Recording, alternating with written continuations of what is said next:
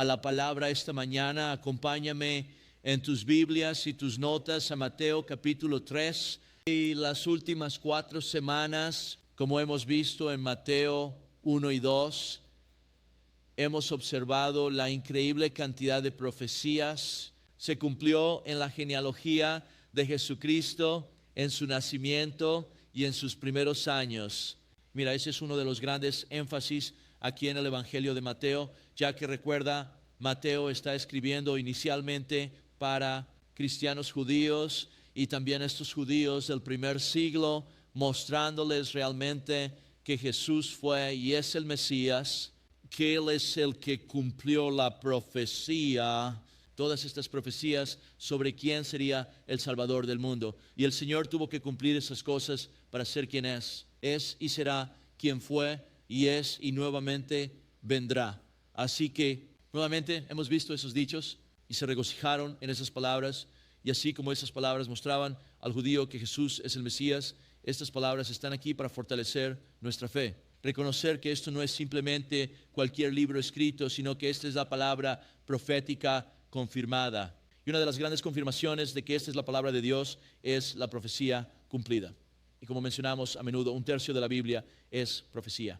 Tanto se ha cumplido, y amigos, incluso este día en el que estamos ahora se está cumpliendo y se cumplirá lleno. Así que cuando retomamos en Mateo 3, avanzamos en el tiempo desde el nacimiento del Señor hasta los días de Juan el Bautista y su ministerio público y el comienzo del ministerio público del Señor. Y hoy nos vamos a centrar mucho en Juan y vamos a ver que su llamado y su ministerio fueron otro cumplimiento de la profecía. Ver que Isaías y Malaquías profetizó sobre este precursor, este profeta que vendría antes de Jesús para preparar el camino del Señor. Es una especie de imagen doble ahí que veremos. ¿Sabes cómo es en la imagen? Cuando un rey llega a un área, mandan, ya sabes, un equipo de personas antes del rey para asegurarse de que no hubiera rocas ni ramas en el camino. Algo así como, ¿sabes qué? El antiguo Caltrans, ya sabes, rellenado de cualquier baches y ese tipo de cosas. Y así que era una especie de imagen de eso, pero realmente era más que eso. Era preparar a la gente. Porque, mira, el Señor no necesita que se le prepare nada. Se trataba de preparar al pueblo para el Mesías que está a punto de llegar. Que Juan venía solo haciendo esa declaración: hey, arregla tu corazón. Es hora de bautizarse para preparar y alistar tu corazón para el Mesías que hemos esperado por 4,000 años. Entonces esta mañana vamos a ver muchas cosas.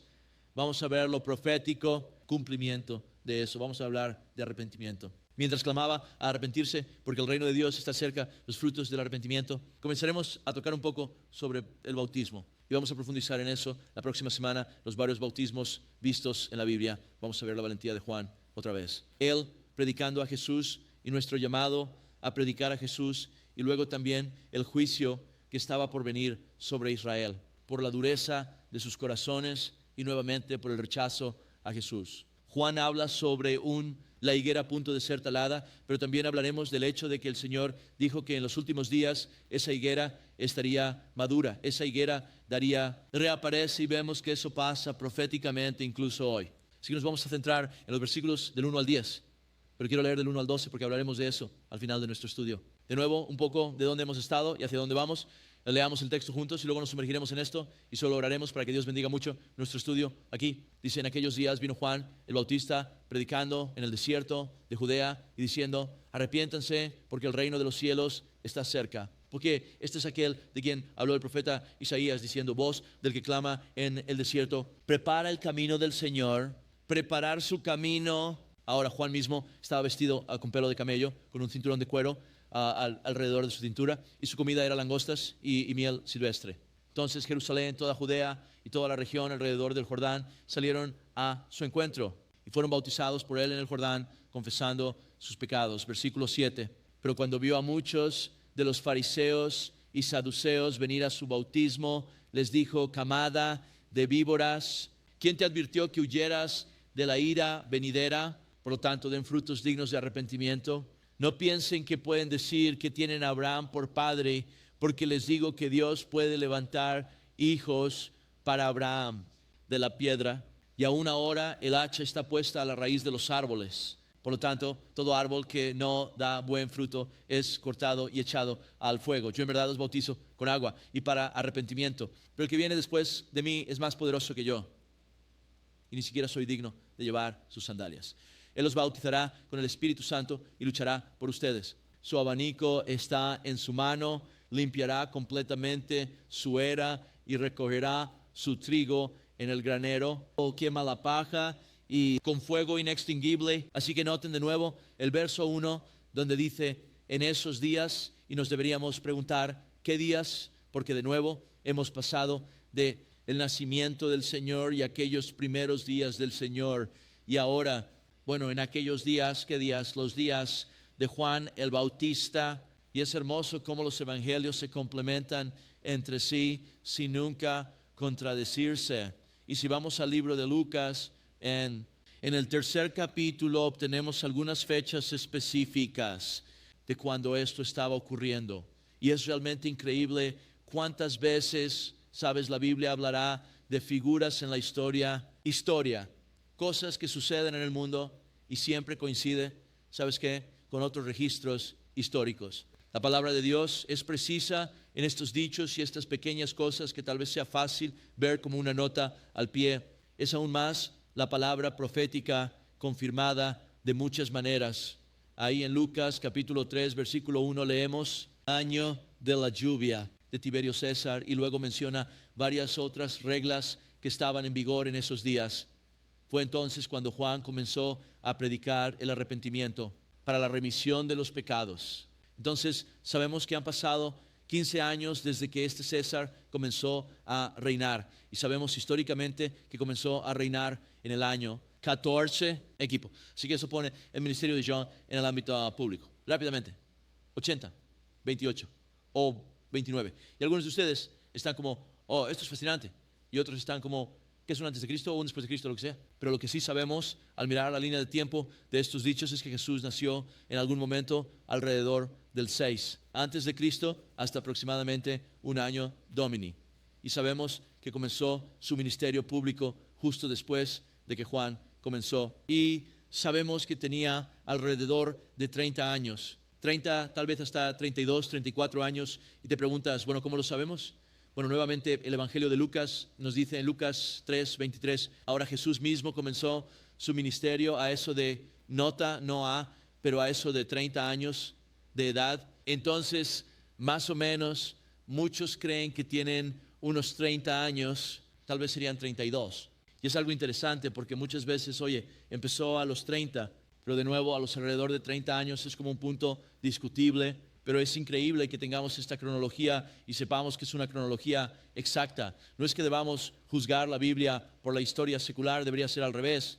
Pero es simplemente increíble ver la continuidad en eso. De nuevo, la palabra de Dios no es solo algo inventado donde de repente vamos a escribir sobre Jesús estando en, ya sabes, Sudamérica, como en el libro de Mormón, pura tontería.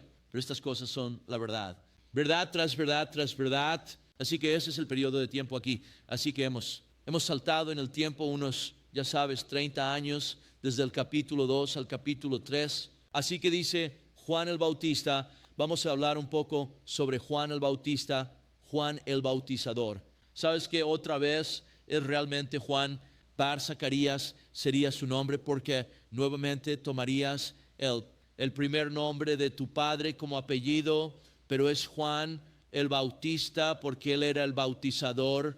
Entonces, en el Evangelio de Lucas otra vez tenemos una gran visión sobre la concepción de Juan y otra vez sus primeros años como bebé. Y vamos a leerlo y hablaremos un poco sobre ello. Hay más antes de esto. Sabemos que su padre era un sacerdote. Y aquí leemos en Lucas capítulo 1 versículo 13. Él está conversando con un ángel que el Señor ha enviado para ministrarle. Y dice, el ángel le dijo, no temas, Zacarías, porque tu oración ha sido escuchada. Y tu esposa Elizabeth te dará a luz un hijo y ella lo llamará Juan. Ahora nuevamente son mayores de edad. Su esposa ha sido estéril, pero han seguido pidiendo al Señor y es otra de esas imágenes que vemos en las Escrituras de un milagro y el Señor abriendo el vientre de una mujer para traer al mundo un niño que sería especial. para los propósitos de Dios. Y muchas veces el Señor tomaría ese modelo para que Dios reciba la gloria. Así que se reconoce que la mano de Dios está en esto a menudo. Realmente creo que se hizo de esa manera porque esos padres habían llegado a ese punto, clamando a Dios y humillando de verdad su corazón ante Él, estando en ese lugar de comprometiéndose a Dios para criar a ese niño en el camino del Señor. Y lo vemos en la vida de Juan. En el versículo 14 dice: y tendrás gozo y alegría, y muchos se regocijarán por su nacimiento. Y además, esa alegría tenía que ver con que su vientre se abrió, siendo esto un milagro, con varias otras cosas que se desarrollaron y que fueron realmente sobrenaturales para la gloria de Dios. El versículo 15 dice: porque será grande ante el Señor y no beberá vino ni licor. Y entonces esto nos está diciendo que como Sansón, como Samuel, tenía el voto de Nazareo. Y leemos sobre eso. Tocaremos ese tema un poco más tarde en nuestro estudio, pero leemos sobre eso en el Antiguo Testamento. ¿Qué sería un nazareo? Sería para los propósitos del Señor. Algunos lo harían tal vez por un corto tiempo. Pablo lo hizo en el libro de los Hechos. Leemos sobre él tomando el voto de un nazareo por un corto tiempo. Y luego otros de nuevo. Llevarían eso por toda su vida. Algunos desde el vientre, como Sansón, Samuel y Juan, y tenía que ver con que de nuevo estaban apartados para el servicio del Señor, lo que implicaba no tocar cadáver. Incluiría sin beber vino, ni siquiera entrando en un viñedo. Estaría en ellos dejándose crecer el cabello, y hablamos un poco sobre esto la semana pasada, que Jesús era nazareno, criado en Nazaret. Recuerda que esa palabra significa brote o rama. Aunque Israel había sido talado, Dios aún trajo el Mesías, el Salvador del mundo. Vimos ese cumplimiento. Así que era un nazareno, no un nazireo. Muchos piensan que él era un nazareo. Por eso ves a Jesús con el pelo largo y todo eso. Él era un nazareno, no un nazareo. Ahora, un dato, representación de Juan sería el cabello largo y loco, seguro que sí. Hablaremos más de eso en un momento. Así que necesitamos entender eso. Fue apartado desde el principio, y luego dice que también será lleno del Espíritu Santo, incluso desde el vientre de su madre. Apartada para los propósitos de Dios, desde la concepción en el vientre de su madre, como sería de nuevo el cumplimiento profético de aquel que enderezaría el camino del Señor. Este mensajero, por así decirlo. Y luego en el versículo 16 dice: porque Él hará volver a muchos de los hijos de Israel al Señor su Dios. Y veremos en un momento, Israel le había dado la espalda al Señor de una gran manera, y aún así Juan vendría para empezar a volver los corazones al Señor. También irá delante de Él con el espíritu y el poder de Elías. Marca eso, hablaremos más sobre eso. Y el espíritu y poder de Elías. Su ministerio era similar al de Elías, pero diferente. Y volver los corazones de los padres hacia sus hijos, y los desobedientes a la sabiduría de Dios, a la sabiduría de los justos, y preparar un pueblo listo para el Señor. Y así nuevamente este anuncio profético de este milagro increíble. Sabemos que Zacarías se preguntó cómo puede ser esto, y como resultado de eso sabemos que quedó mudo hasta el día en que nació Juan. Y luego están preguntando cómo se llamará, y de nuevo, sabes, él confirma que debería llamarse Juan, e inmediatamente el Señor soltó su lengua, él comenzó a hablar de nuevo, y la gente se maravillaba. Estaban regocijándose, decían algo como: algo del Señor está pasando aquí, Dios está haciendo algo. Y es emocionante cuando ves que Dios está haciendo cosas. No es así, y así estaban en ese lugar. Esto es más o menos en la época en que Dios envió al ángel para hablar con María, como hemos visto, que el Espíritu Santo la cubriría. Y es interesante, Isabel, la esposa de Zacarías y madre de Juan. María y ella estaban emparentadas, y ambas están embarazadas. Juan es un poco mayor y nota al pie. Juan y Jesús probablemente eran primos, definitivamente eran parientes. Mira Lucas 1:36, ahora en verdad, Isabel, tu pariente. Este es el ángel hablando con María. También ha concebido un hijo en su vejez, y ya está en su 6º mes, quien fue llamado varón porque con Dios nada será imposible. ¿No estás contento de servir al Dios para quien nada es imposible? Está haciendo cosas milagrosas aquí, y así que están relacionados entre sí, y es realmente genial mientras seguimos leyendo María viajaba donde estaba Isabel. Y vaya, hay mucho que ver aquí en el versículo 39. Dice que María se levantó en esos días y fue a la región montañosa con prisa. A Sichiu, a una ciudad de Judea, entró en la casa de Zacarías y saludó a Isabel. Subraya esto, versículo 41. Y sucedió que cuando Isabel escuchó el saludo de María, el bebé saltó en su vientre e Isabel fue llena del Espíritu Santo. No dice que el feto se volteó en el vientre. La palabra de Dios y la palabra de Dios siempre tiene razón y el hombre está equivocado. Dice que el bebé saltó en el vientre. Si dices, bueno, ¿sabes realmente de lo que habla la Biblia? ¿Un bebé estando vivo o un bebé en el vientre? Absolutamente. Este es uno de los muchos lugares. Y no solo Juan es un bebé en ese vientre. Nuevamente, como la vida comienza en la concepción, está adorando a Dios en ese vientre. El Espíritu Santo lo llena y él salta cuando María llega con Jesús en su vientre. Así que sabemos que este fue de nuevo un hombre especial llamado para una persona especial. Entonces en esos días Juan el Bautista, nota lo que vino predicando en el desierto. Ahora el desierto, ¿dónde está esto? Está por el río Jordán. Y nuevamente sabemos en los mapas modernos que tienes a Israel, tienes a Jordania, el río Jordán separa a los dos. Sabemos que él está al norte del Mar Muerto y al sur del Mar de Galilea. Si miras un mapa, verás dos cuerpos de agua en Israel. El del norte es el Mar de Galilea, debajo o más abajo del Mar Muerto. Así que Juan está en algún lugar en el medio de esos lugares. Es todo, especialmente al sur del área de Galilea. Esto llega a ser un área tipo desierto, así que está en medio de la nada. Y esto fue, de nuevo, otra forma de que Dios mostrara que una obra de Dios estaba ocurriendo. No una obra del hombre, porque los fariseos y saduceos, de los que hablaremos más adelante, tanto querían el seguimiento de la gente. Hicieron todo su llamado ministerio en la ciudad donde la gente estaba atrapada. John se va al desierto, donde una vez más ellos venían a él, y muestra que Dios estaba tocando el corazón de las personas. Nos muestra que empezó a difundirse la palabra sobre este llamado al arrepentimiento y arrepentirse. ¿Y sabes qué? Volverse al Señor, porque el reino de Dios está cerca. Dios estaba moviéndose en sus corazones. Dios estaba actuando individualmente. Dios los estaba sacando y ellos estaban respondiendo a esto. Ministerio profético de Juan con la obra del Espíritu Santo. A través, ahora de nuevo, el desierto también. Creo que es simbólico de dónde estaba Israel, porque ya hemos mencionado que estaban en un desierto espiritual. Habían pasado 400 años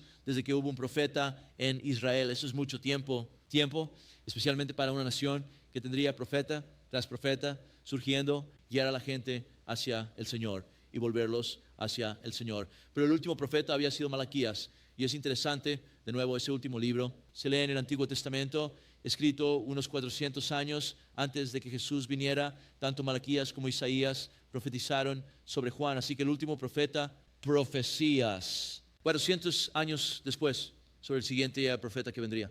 Hay Malaquías 2:17. Y de nuevo, esto es importante. Si Jesús hubiera aparecido sin este mensajero, sería como, bueno, ¿dónde está el mensajero? Encaja con la descripción dada por Dios. Él dijo, he aquí, envío a mi mensajero y él preparará el camino delante de mí, y el Señor a quien buscas vendrá de repente a su templo, incluso el mensajero del pacto, en quien ustedes se deleitan. He aquí, él viene, dice el Señor de los ejércitos. Y así, desde ese tiempo hasta el tiempo de Juan y luego Jesús. Otra vez, muchos corazones se extraviaron, pero otros buscaban.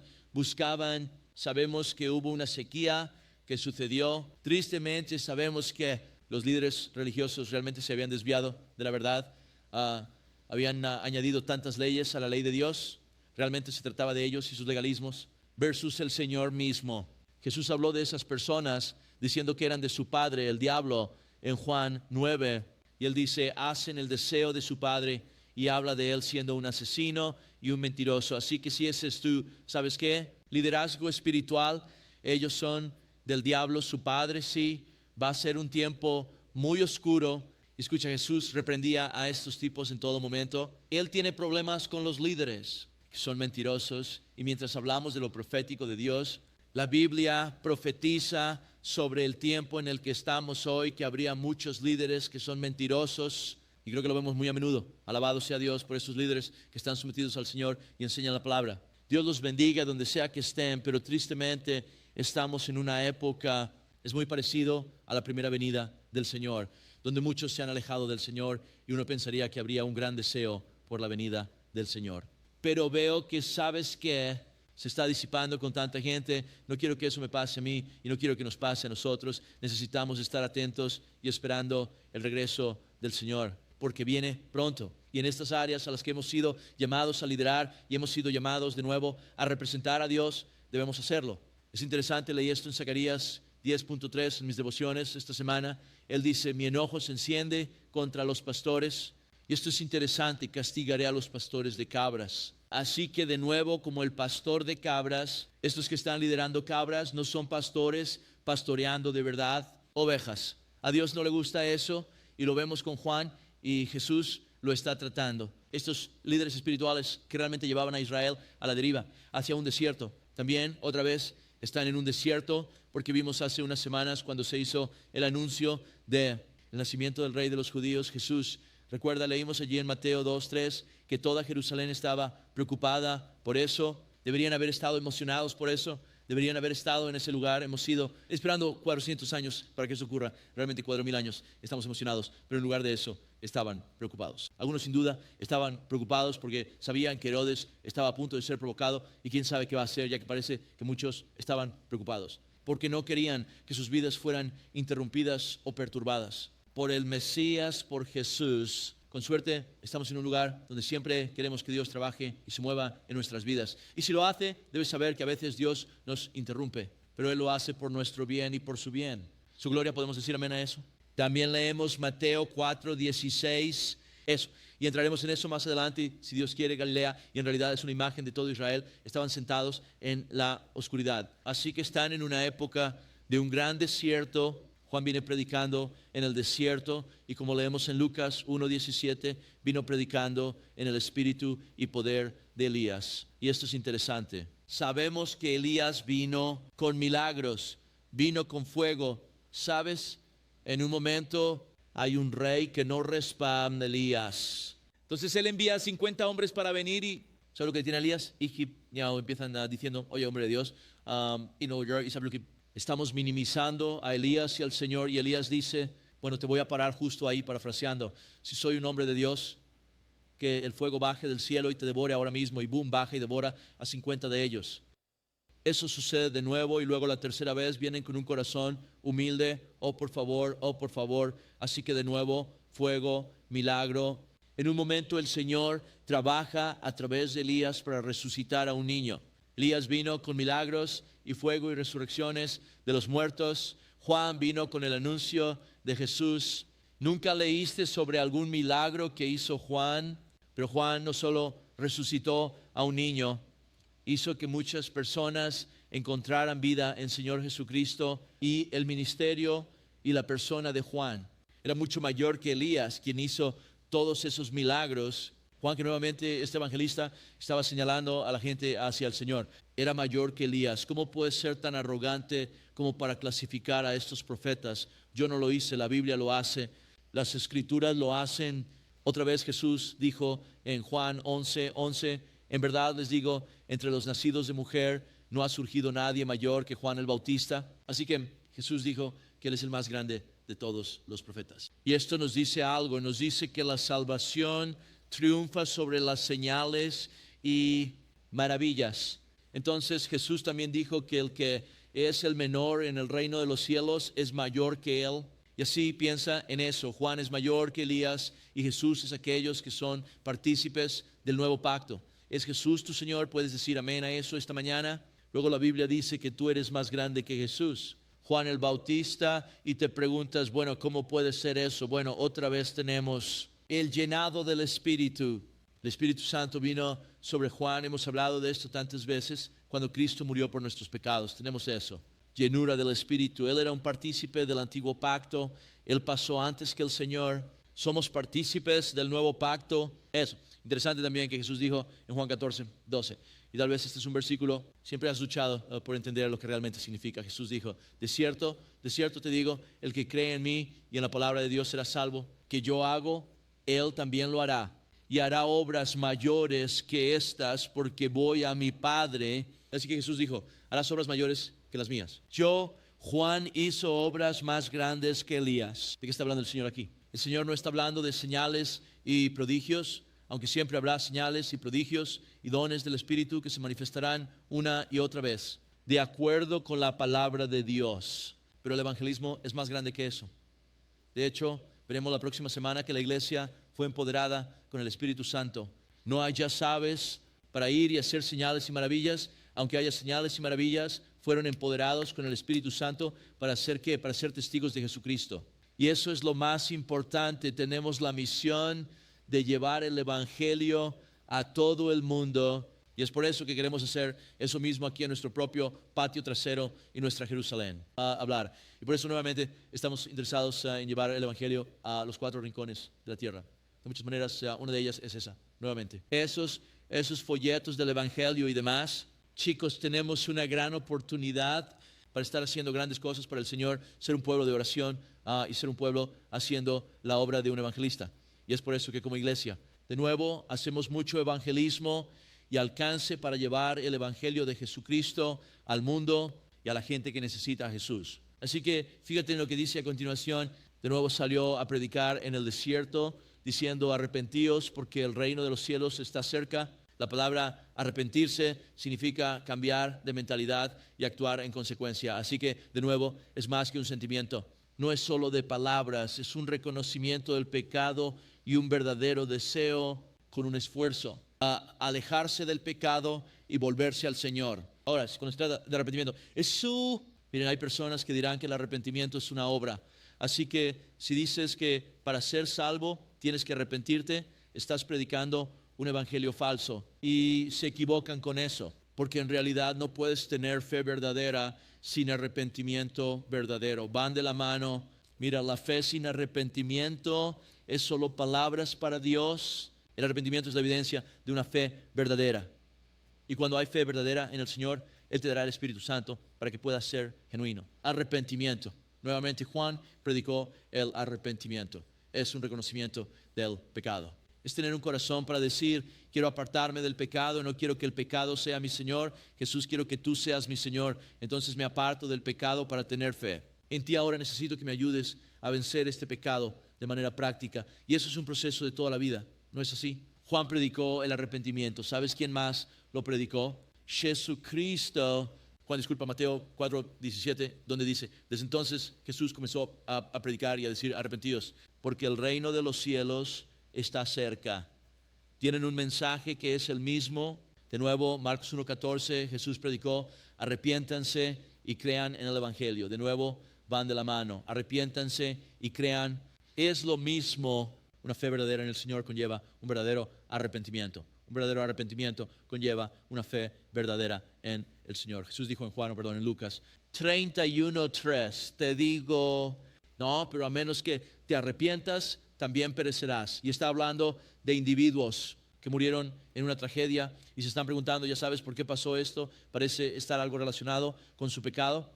Y el Señor dice: si no se arrepienten, vas a morir de la misma manera que ellos, no físicamente, pero sí separados de Dios y sin fe en el Señor. Entonces Él dice: arrepiéntanse porque el reino de los cielos está cerca. Y mira lo que está diciendo aquí el hombre celestial, el Mesías a quien hemos esperado durante 4,000 años, está a punto de revelarse, pues vino a enderezar el camino del Señor. De nuevo, Él quiere enderezar el camino de la gente hacia el Señor. Señor, te necesitamos. Arrepiéntete. Necesitas preparar tu corazón porque el Mesías, por quien hemos esperado desde que Adán comió de ese fruto, está a punto de revivir. Y esto se afirma en el libro de los Hechos. Interesante, Hechos 19:1 dice que sucedió mientras Pablo estaba en Corinto, que habiendo pasado por las regiones superiores, llegó a Éfeso y encontrando a algunos discípulos les dijo: ¿recibieron el Espíritu Santo cuando creyeron? Y ellos le dijeron: ni siquiera hemos oído acerca de si hay un Espíritu Santo. ¿Cómo qué es este Espíritu Santo? Una conversación interesante. Y les dijo: ¿en qué fueron bautizados? Y ellos dijeron: en el bautismo de Juan. Entonces Pablo dijo: y fíjense, Juan en verdad bautizaba con un bautismo de arrepentimiento, diciendo a la gente que debían creer en aquel que vendría después de él, es decir, en Cristo Jesús. Y eso es clave para entender de nuevo lo que Juan estaba haciendo. Pon tu fe en el que está a punto de ser revelado, el Señor Jesucristo. Es realmente el evangelio de todo el Antiguo Testamento. ¿Cómo fueron salvados? ¿Por las obras? No. Al reconocer que soy un pecador y que hay un Salvador que viene a expiar mis pecados, Juan vino a decir que está a punto de ocurrir. Ocurre. Juan siempre predicaba sobre Jesús. Y adivina sobre qué deberíamos predicar nosotros. Bastante simple, ¿verdad? Predicando a Jesús. Necesitamos hacer de ese nuestro mensaje para preparar el camino del Señor. O preparar un camino recto para que las personas vengan al Señor por gracia a través de la fe en Jesús y lo que Él ha hecho por nosotros. Estamos encargados de hacer esto. Segunda de Corintios, capítulos 4 y 5, no predicamos a nosotros mismos, sino a Cristo Jesús el Señor y a nosotros como vuestros siervos por amor a Jesús. Necesitamos recordar eso, porque es fácil comenzar en el ministerio y empezar a hacerlo todo sobre nosotros. En lugar de hacerlo todo sobre Él, se trata todo de Él. Estamos aquí para servirle a Él y a los demás. A otros, no para enfocarnos en nosotros mismos, nuestra marca o ya sabes, pastores, celebridad o cualquier otra tontería que hay hoy en día. Me encanta Colosenses 1:28. A Él predicamos. Aquí advirtiendo a todos, enseñando a todos con toda sabiduría para presentar a todos perfectos en Cristo Jesús. Así que deberían haber advertencias. Debe haber un llamado a arrepentirse, porque si mueres en tus pecados pasarás la eternidad en el infierno. Ahí debería haber advertencias. Debería haber predicación que ofenda la carne. Y si eso no está ahí, probablemente no estamos predicando a Jesús. Estamos predicándonos a nosotros mismos y un mensaje para tratar de apaciguar a la gente y conseguir seguidores. Debe haber una advertencia para todos y nuevamente un llamado para ven a Jesucristo para que podamos presentar, no algunos hombres selectos, sino todos ante el Señor, como dice la palabra. Cualquiera que invoque el nombre del Señor será salvo. Y así predicamos sobre Jesús. ¿Y cómo lo hacemos? Predicamos sobre Jesús a través de la palabra de Dios. Me he encontrado con gente que dice, bueno, nosotros no predicamos la Biblia, predicamos a Jesús. Pero no puedes predicar a Jesús si no predicas la Biblia. Y si estás predicando a Jesús fuera de la Biblia, te garantizo que estás predicando a otro Jesús. Predicamos a Jesús a través de las Escrituras. Así como Jesús está asociado con las Escrituras, entonces se le llama la palabra en Juan. Ahora nota el versículo 3. Porque este es aquel de quien habló el profeta Isaías diciendo, la voz del que clama en el desierto, prepara el camino del Señor y haz sus sendas derechas. Relee esto en Isaías capítulo 40 versículo. Así que nuevamente parte de la profecía del Mesías fue que este profeta vendría como un precursor para preparar al pueblo. Así que está despejando el camino para enderezar la senda por el Señor y para venir al Señor, básicamente diciendo, deja tu pecado y mira hacia Él. Pon tu fe en Él que está por venir. Y es interesante lo del ministerio de Juan. Todos sabían que Él era el cumplimiento de esto. Todos sabían que Él era este profeta. Esto se confirma más adelante en el ministerio de Jesús. Cuando lo están interrogando y está débil de pasión y están tratando de encontrar una causa para crucifícalo. Ellos vienen a Él con algunas preguntas y el Señor les dice, ¿sabes lo que te contestaré si me respondes? Y en Mateo capítulo 21 al 25 dice el bautismo de Juan, ¿de dónde venía? ¿Del cielo o de los hombres? Y razonaron entre ellos diciendo, si decimos del cielo, nos dirá, ¿por qué entonces no le creísteis? Porque Juan dijo que Jesús es el Cristo. Así que si Él es del cielo, ¿por qué no le creen? El Señor lo ha metido en un verdadero aprieto aquí. Dicen, pero si decimos de parte de los hombres, tememos a la multitud. Qué patético que la gente religiosa temiera a los hombres más que a Dios. Siempre es un problema. Y entonces dice, tememos a la multitud. Todos consideran a Juan como un profeta. Entonces la respuesta a Jesús ha dicho, ya veo, así no lo sabemos. Y Jesús les dijo, tampoco les diré con qué autoridad hago estas cosas. Me encanta. Así que ellos sabían, los fariseos incluso sabían que Él era este profeta. Lamentablemente ellos y muchos otros todavía lo rechazaron. Y creo que así es mucha gente hoy. Saben que Jesús es el Señor, pero aún así lo rechazan como su Señor y eligen el pecado y su camino sobre su camino. porque piensan que están aquí en esta tierra solo buscar el placer temporal. Estamos aquí para acercarnos a Él, estamos aquí para adorarlo. Él es donde se encuentra la vida y también donde se encuentra la vida abundante. Así que si solo lo conoces como Señor, pero no lo conoces como tu Señor, es hora de dar ese paso de fe y confiar plenamente en Él. Versículo 4 dice: ahora Juan mismo estaba vestido con pelo de camello, con un cinturón de cuero alrededor de su cintura, y su comida eran langostas y miel silvestre. Cariño, es interesante, llegó con el espíritu de Elías.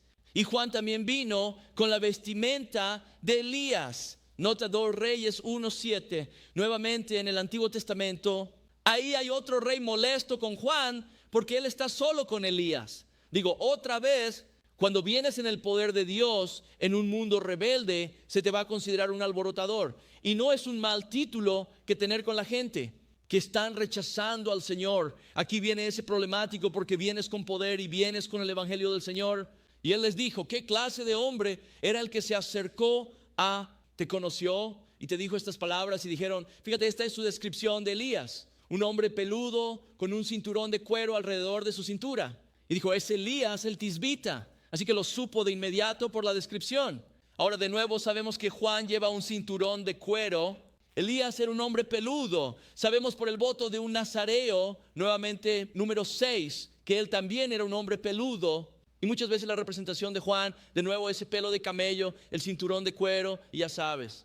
No va a ir a la peluquería allí en el desierto, pelo salvaje, barba salvaje, hace que la gente se detenga y diga: ¿qué está pasando aquí? Mira, esto se usó con un propósito. Su vestimenta exterior era contraria, una vez más, a estos fariseos y saduceos hipócritas. Y su ministerio y mensaje también eran contrarios a los de ellos. Esos tipos vinieron a ser discípulos para sí mismos. Voy a ser franco, eran blandos, buscaban lujo. Ellos buscaban su propio interés, temían a los hombres. No eran hombres en el sentido de la llamada de la Biblia a ser hombres, a ser moralmente rectos, temer a Dios, honrarlo. Eran afeminados en ese sentido. No eran hombres de Dios, eran, ya sabes, hombres débiles del mundo cuando lo analizas. Juan, por otro lado, se trataba del temor a Dios, del reino de Dios. Era un soldado. Se veía en sus votos como nazareno, en su atuendo y en su dieta. Él comía langostas y miel silvestre. Ahora, hay un árbol de langosta en Israel, así que se trata de langosta de saltamontes o del árbol de langosta. Quizás ambos. En realidad, esto nos dice que él no estaba aquí por su apetito carnal. No lo impulsaban solo el hedonismo y su próxima experiencia sensual. ¿Sabes? Con nuestros 5 sentidos. Y Dios nos bendice con cosas. Todos disfrutan de una buena comida. Amén. ¿Sabes qué? Estoy seguro de que van a comer algo después de la iglesia y todo eso. Pero Juan no se dejaba llevar por eso. No lo guiaban cosas y placeres temporales como hoy en día en nuestro mundo. De nuevo, a cada paso solo escuchamos: busca el placer. John dijo: solo dame algo de alimento para poder ocuparme del negocio de Dios. Y Jesús comentó sobre esto y podemos sacar conclusiones de esto. En Mateo capítulo 11 versículo 7 dice: al irse, Jesús comenzó a decir a las multitudes acerca de John: ¿qué ha salido a ver al desierto? ¿Un junco sacudido por el viento? Mira, un junco, cuando sopla el viento, es una planta junto al agua, se mueve con el viento. No lo viste, pero Juan estaba resuelto y firme, no se dobló. Se conformó a los hombres, se mantuvo firme para el Señor. Nosotros necesitamos mantenernos así hoy. Pero ¿a qué saliste a ver? ¿A un hombre vestido con ropas suaves? Debes ver a un afeminado, eso es lo que está diciendo. De hecho, aquellos que visten ropa suave están en casas de reyes. ¿Pero qué saliste a ver? ¿Un profeta? Sí, te digo más que un profeta, porque este es de quien está escrito: he aquí, envío mi mensajero delante de ti. Rostro. He aquí, yo envío a mi mensajero delante de tu rostro, quien quiera que sea. Prepara tu camino ante el Señor, porque te aseguro que entre los nacidos de mujer no ha surgido uno mayor que Juan el Bautista. El que es menor en el reino de los cielos es mayor que él. Y nota lo que dice a continuación: desde los días de Juan el Bautista hasta ahora. El reino de los cielos sufre violencia y los hombres violentos lo toman por la fuerza. Es un llamado para que seamos más como Juan y menos como este mundo que solo busca placer. Ser un pueblo que se arma y dice que vamos a servir al Señor. Vamos a ocuparnos de los asuntos de Dios, no perdiendo nuestro tiempo buscando los placeres pasajeros de la vida. No significa que no puedas disfrutar de las cosas en la vida. No significa que no haya cosas en la vida que Dios da para traer placer. Pero ese no es nuestro Dios, Él es nuestro Dios. El reino de los cielos sufre violencia. Hay una violencia espiritual de guerra a nuestro alrededor y debemos estar participando. Es hora de traer unos camellos y un cinturón de cuero y decir, vamos a hacer la obra del Señor. Amén. Versículo 5. Luego Jerusalén, toda Judea y toda la región alrededor del Jordán salieron a él. Otra vez, esto es enorme. Todas estas áreas están saliendo a la luz y esto fue en parte Dios permitiendo que sucediera de esta manera para mostrar que era un movimiento de Dios. Así como Juan nuevamente validó el ministerio del Señor y la próxima semana veremos cómo Jesús validó el ministerio de Juan. Y sabemos que Juan vino predicando a Jesús, versículo 6, y fueron bautizados por él en el Jordán, confesando sus pecados. Ahora nuevamente, este bautismo era una señal externa que necesitaban que se les perdonaran sus pecados. Y necesitaban que su corazón estuviera preparado para recibir al Salvador. Así que decían, he estado ocupado en mis asuntos, he estado en este desierto, quiero ser lavado, quiero estar bien con Dios, quiero poner mi fe en el que viene. ¿Quién lavará mis pecados? Hablaremos de esto la próxima semana en la Biblia. Leemos sobre Moisés, el bautismo de Noé, el bautismo de Moisés, el bautismo de Juan el Bautista, el bautismo espiritual que recibimos cuando somos salvados, bautizados en el cuerpo de Cristo. El bautismo del Espíritu Santo que leemos en Hechos y también el bautismo de fuego, muchos bautismos, como yo he sido bautizado. ¿Cuál? A veces me gusta preguntarle eso a la gente. ¿De qué estás hablando? Bueno, hay varios en la Biblia. Mira el bautismo en agua hoy, no salva a nadie. No es Jesús más el bautismo en agua, lo que quita tu pecado, es solo la sangre derramada del Cordero. Si añadimos el bautismo en agua, estamos haciendo común la sangre derramada del Señor. Y estamos pisoteando al Hijo de Dios. Pero el bautismo en agua es similar hoy en día, ya que es un signo externo y un reconocimiento de lo que se ha tomado internamente.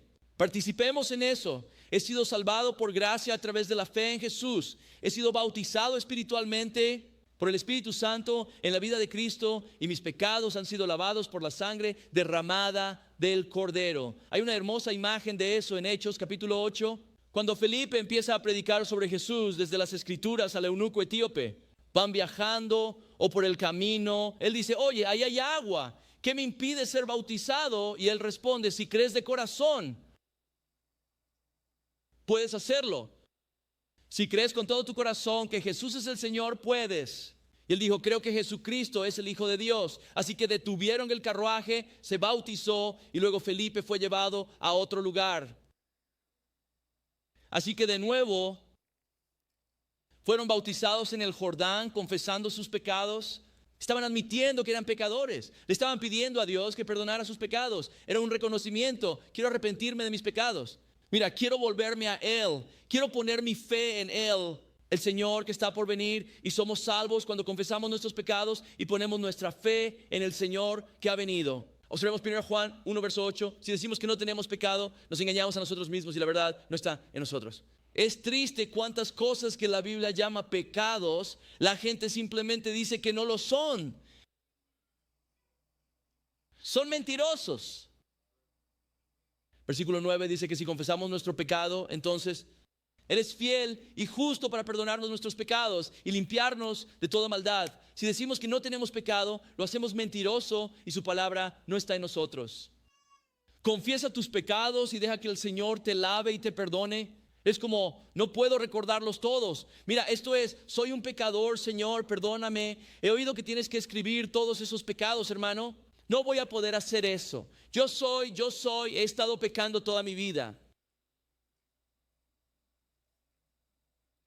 Verso 7, pero cuando vio a muchos de los fariseos y saduceos que venían a su bautismo, les dijo, camada de víboras, ¿quién les advirtió que huyeran de la ira venidera? De nuevo, estos son los hombres religiosos de hoy.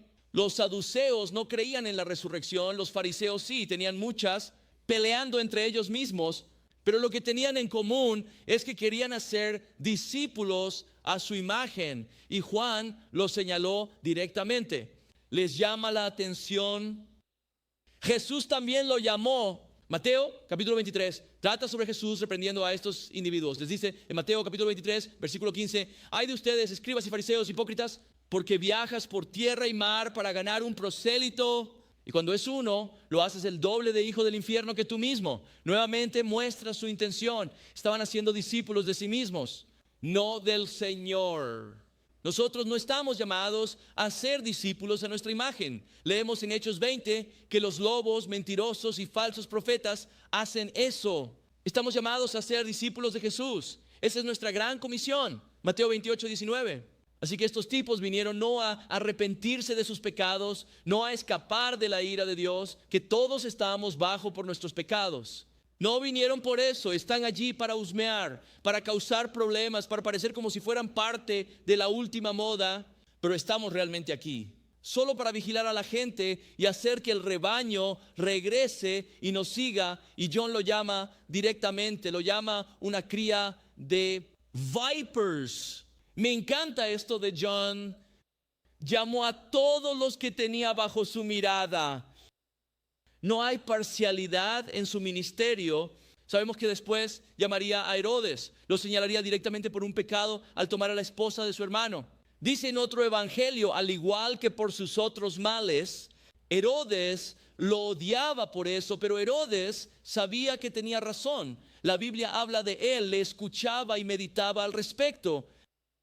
John estaba llamando directamente a la gente a arrepentirse, no a no hacerlo nuevamente. Intentaba promoverse, pero con la esperanza de que se arrepintieran y vinieran al Señor, porque entendía la ira que vendría si morimos en nuestros pecados. El versículo 80 les dice: por lo tanto, dad frutos dignos de arrepentimiento.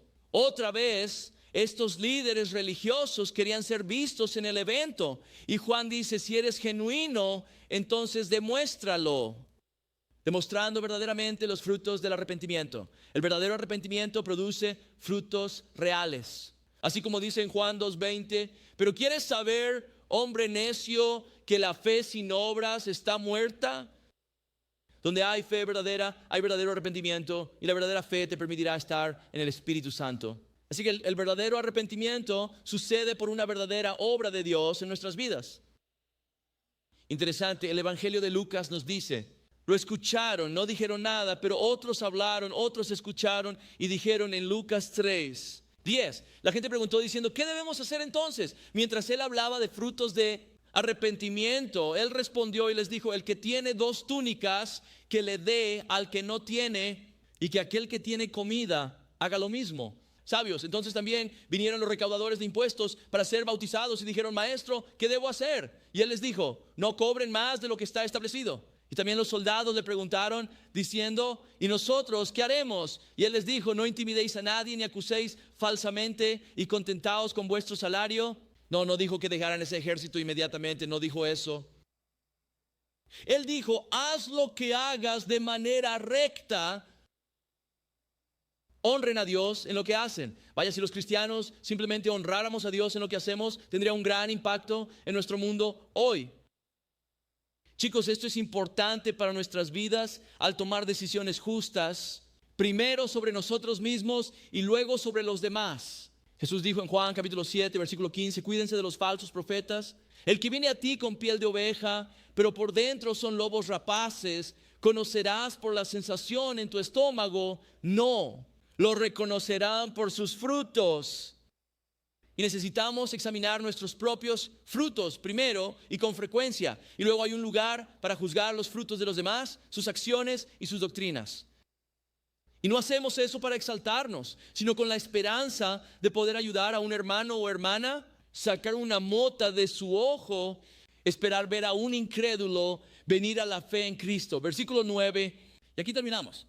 Y no piensen en decirse a sí mismos: tenemos a Abraham como nuestro padre. Porque os digo que Dios es capaz de levantar hijos a Abraham de estas piedras.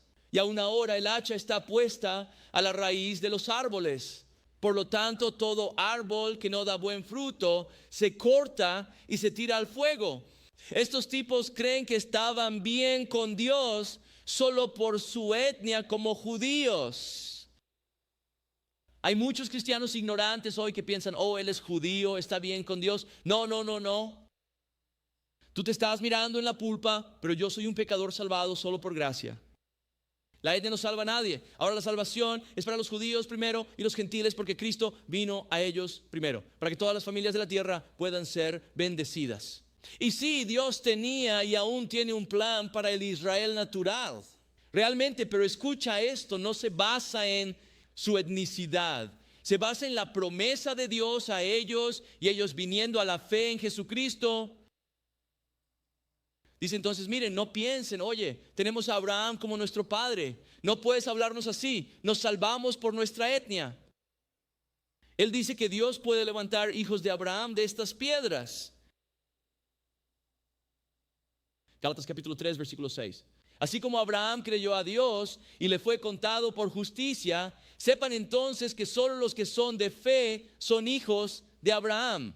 John decía, eres un verdadero hijo de Abraham, no por tu etnia, sino por tu fe en el Señor. Y luego habla de este juicio. Incluso ahora el hacha está puesta a la raíz de los árboles, por lo tanto, todo árbol que no da buen fruto.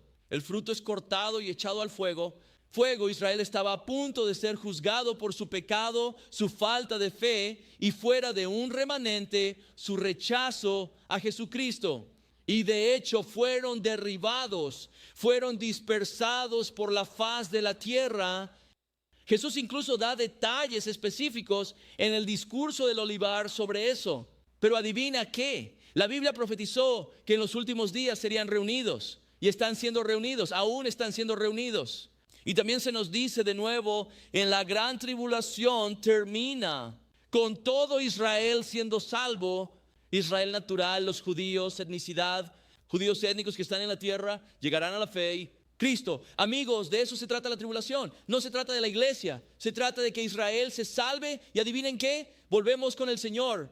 Al final de esto va a ser increíble en un caballo blanco. Una última cosa aquí. Por tanto, todo árbol que no da buen fruto es cortado y arrojado al fuego. Es un llamado a temer a Dios y arrepentirse. Leemos 11 y 12. Vamos a profundizar la próxima semana porque Él amplía esto con malas noticias. Viene con un bautismo de fuego y un bieldo en la mano. Pero también hay buenas noticias porque habla del bautismo del Espíritu Santo y del empoderamiento del creyente en un fuego donde Él, quema la paja de nuestras vidas prácticamente. Pongámonos de pie y terminemos con una oración. Padre Celestial, te bendecimos este día, te alabamos, te agradecemos por tu palabra, te agradecemos porque eres bueno, Señor. Señor, te agradecemos que viniste según las Escrituras para que sepamos que eres el Dios de las Escrituras. Te agradecemos por tu palabra profética confirmada. Señor, danos una nueva unción, una valentía. Señor, un nuevo bautismo de ese Espíritu Santo del que hablaron Juan y Jesús, para fortalecernos y ser testigos ante un mundo que desesperadamente necesita a Jesucristo. Avívanos, Dios, para que nuestra vida no se trate de placeres pasajeros, pero incluso en los placeres pasajeros, nuestro objetivo sería dar gloria a Dios y poner a Dios primero en todo lo que hagamos. Ayúdanos en eso, Señor. Si no has invocado el nombre del Señor, hoy es el día de la salvación. Y así como Juan y Jesús llamaron a hombres y mujeres al arrepentimiento, hoy el Señor te está llamando a ti a arrepentirte. Reconoce tu pecado, pide al Señor que te perdone y pon tu fe en Jesucristo para que sea el Señor de tu vida. La Biblia deja claro que quien invoque el nombre del Señor será salvo. Si eres tú llamándolos ahora mismo, en este momento pídele que te salve, que sea tu Señor, que te encuentre donde estés. Él absolutamente